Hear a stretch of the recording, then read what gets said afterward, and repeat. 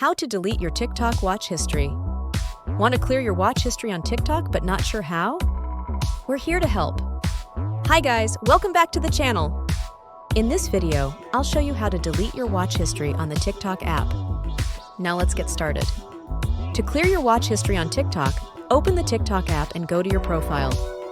Tap the menu icon in the top right corner.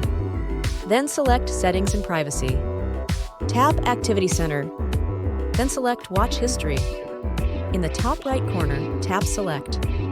You can then select individual videos to remove from your watch history, or tap Select All Watch History at the bottom. Now tap Delete to remove the selected post from your watch history.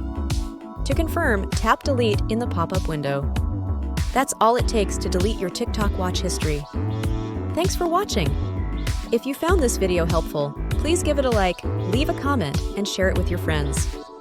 Also, if you haven't as yet, please subscribe to our channel and click the bell icon to get notified as we put out great new tech tutorials like this on a regular basis.